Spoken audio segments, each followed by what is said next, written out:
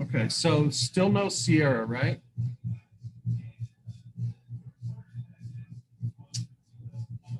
No Lily yet?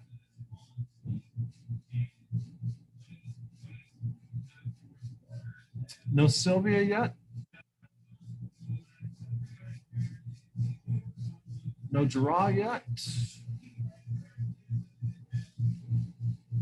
Isaiah is here. I see you. I knew there was one I missed. I got you. Still no Xander? Perfect. Oops, sorry. I don't know why my video thing went off. Awesome. Alrighty, so happy Wednesday to you. Want to pick up on the second half of the Russian Revolution and talk about basically the transformation from the provisional government to the communists.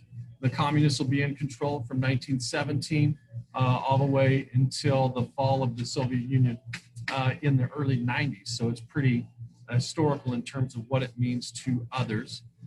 If you have not had a chance yet, go ahead and log into your Canvas homepage here, and we'll get started and get you through the day.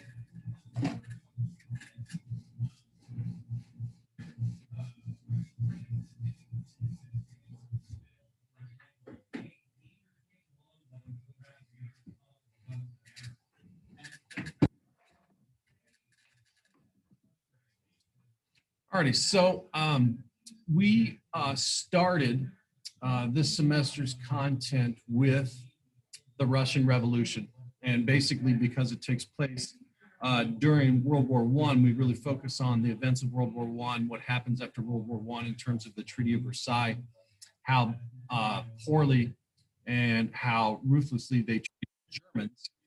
We don't discuss much of the Russian Revolution in the first semester. And so we kind of push that back till the second semester.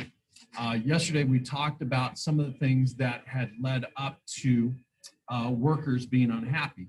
So one of the things, and let me bring this up because this is sort of a good review for yesterday. Let me reset this so that it shows up well for you.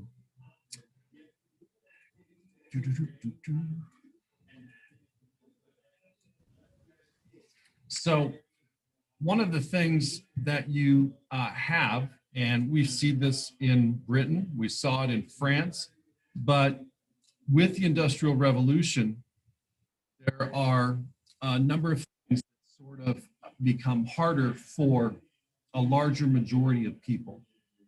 And this is what is going to fell Nicholas II and his family, just like it did King Louis, just like it did in the Glorious Revolution in Britain that we had talked about.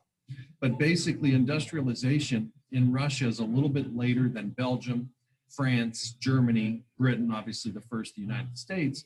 And so that's why it's a couple of decades before you see some of the issues take place in Russia that you do other places. So again, the working conditions of those people in the factories, absolutely an unsustainable wage in terms of people being able to survive. You have child labor during this time. And basically, when things start to deteriorate and people ask for more and more from the Russian government, basically the Tsar being a monarch and a king, he shuts down the labor unions. And so that is what causes, right, this whole instance in where there's not enough money, there's not enough food, and they don't have enough representation, right? They see all of these other places in Europe getting representation, and the Russian people aren't allowed that. And so that is what causes sort of things to deteriorate from that point. And that is where we picked off. Basically, the Tsar knows that there's going to be issues after the February Revolution. He is going to abdicate the throne. His brother doesn't want the throne, right? He saw what happened in France. He saw what happened in these other countries. He doesn't want his head chopped off either. And so that is sort of where you're going to see the switchover. So in February of 17, you have basically the abdication of the throne. The Tsar is no longer in power. There's a provisional government led by a moderate named Kerensky, who is moderate, right? Supportive of the people, supportive of the workers' rights, has a plan to deal with the famine and the lack of food. And first, got to pull Russia out of World War I. So Russia gets pulled out of World War I by this provisional government. But as with other revolutions, there are people that want more. They want it faster, and they want to get rid of the Tsar and his family. And so that is where we come to the October Revolution. So if you click on the October Revolutions, here's sort of a highlight of what happens in that 8-month period between the February Revolution and the October Revolution. So if you want to click on that real quick, you can.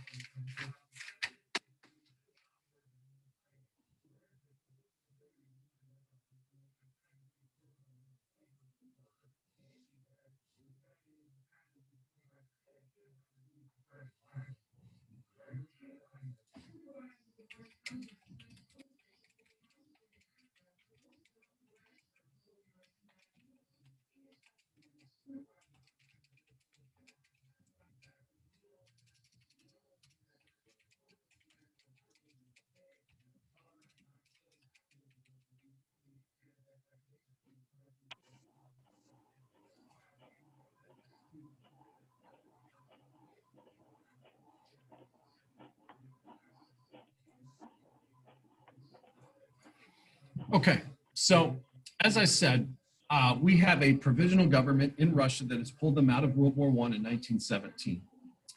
There are a number of people, basically the Bolsheviks, who are going to be later the communists, who don't think that enough has been done fast enough.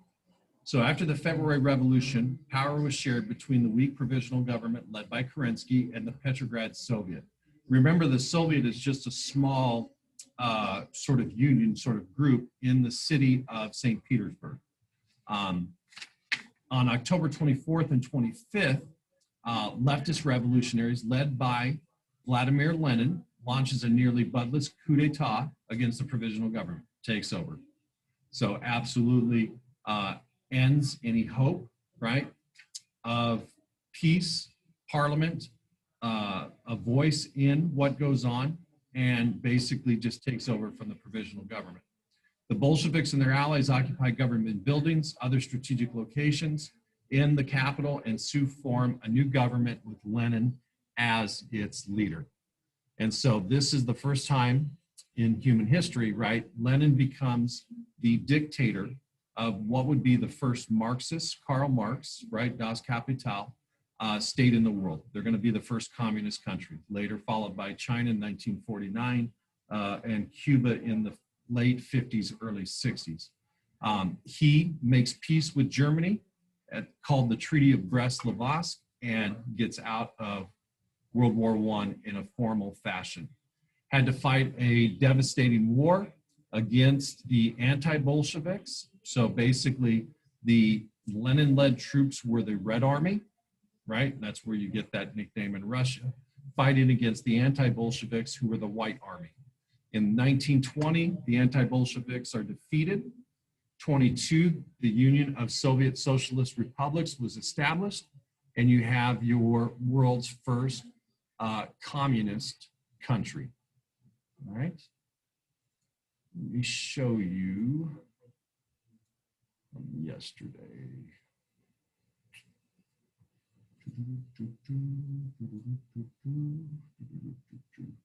Okay, so let me show you a little bit more of this clip, and then I want to talk to you about what all of this means, essentially.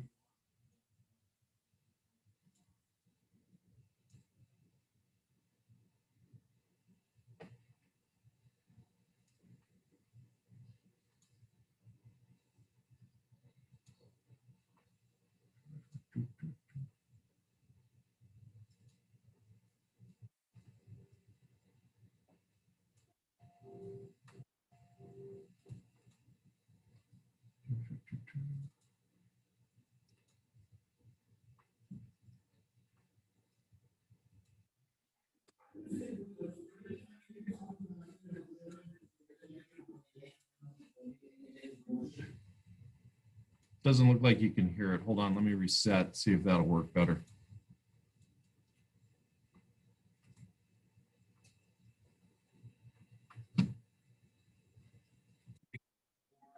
You have rapid industrialization,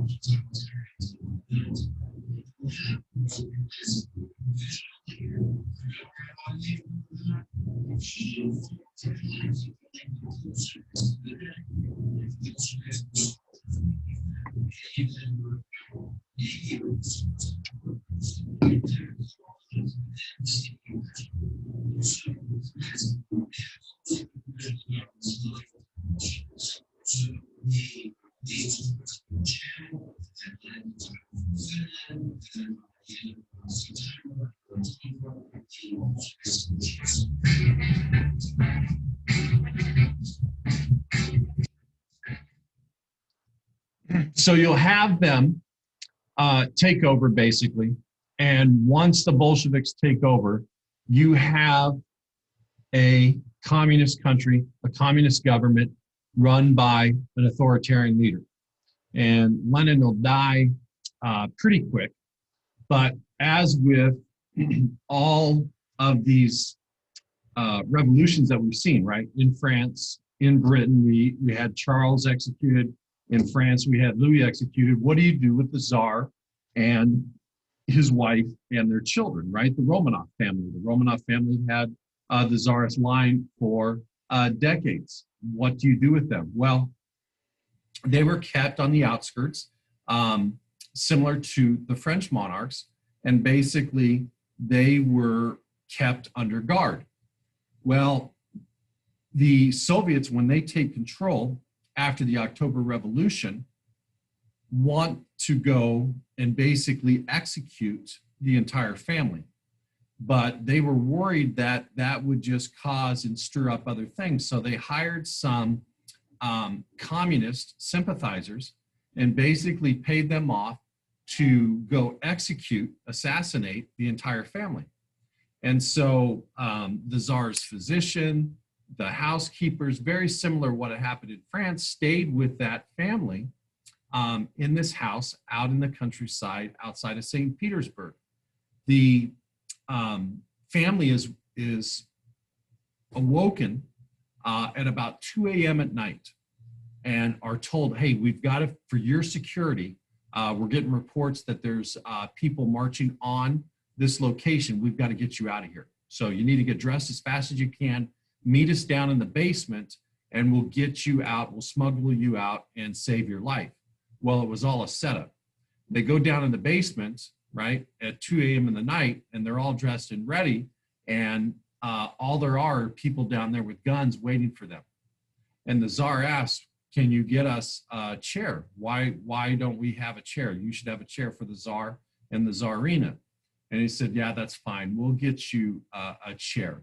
And basically, after they get the chairs and they start to sit down, the Tsar and the Tsarina, the leader of these basically hitmen reads a thing and says, you have been sentenced to death by execution for crimes basically against the people of Russia and the new Bolshevik government.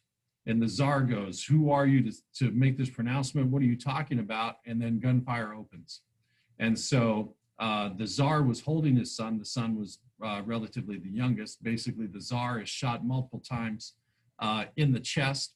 The two oldest daughters and the Tsarina have so much jewelry on that they end up having to be stabbed to death because the bullets ricocheted off of the amount of jewelry that they had.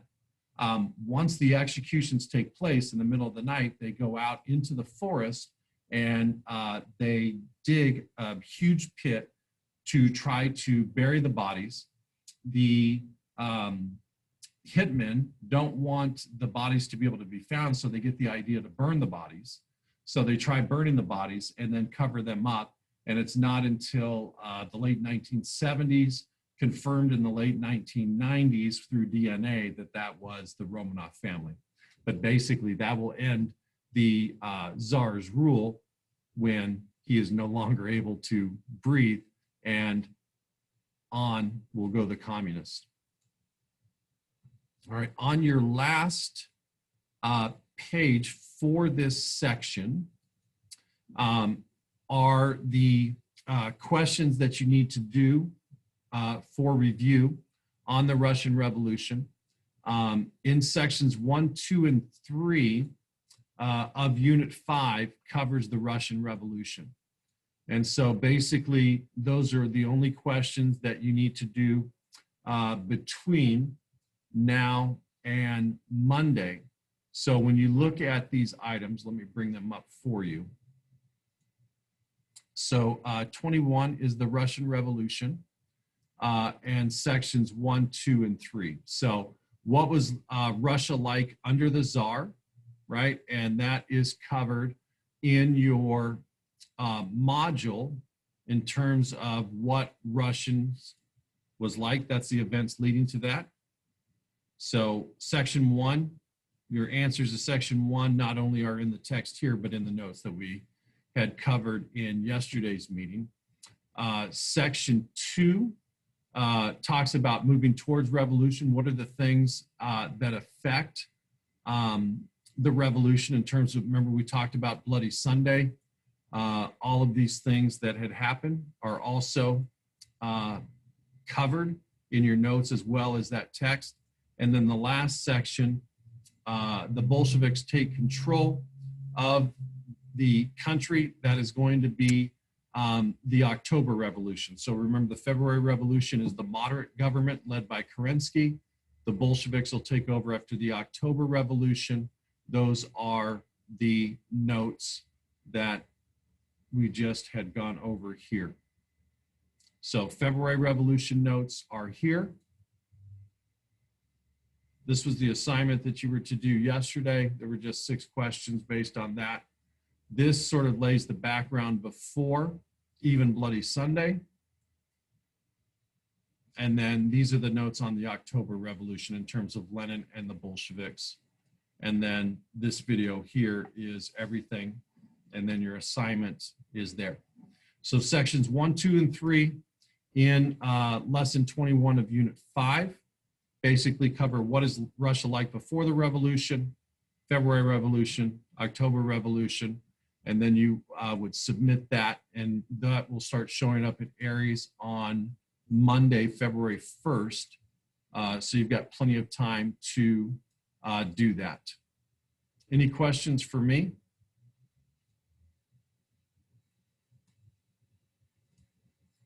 Perfect. So that's what you want to make sure that you finish between now and February 1st. And then next week, we will do a review game and review all of these components, what Russia was like before Bloody Sunday, the February Revolution, the October Revolution, and make sure that you're ready for your unit test the following Wednesday. So have a good day. If you need any help or have any questions, you can go ahead and stay on.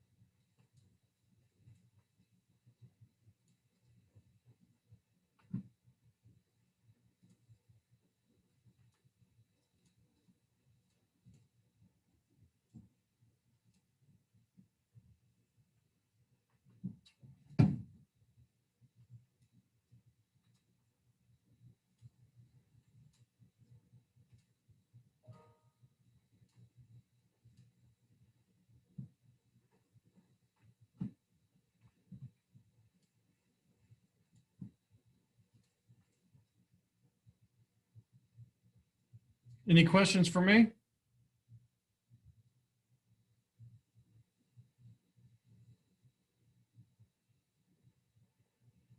Going once, going twice.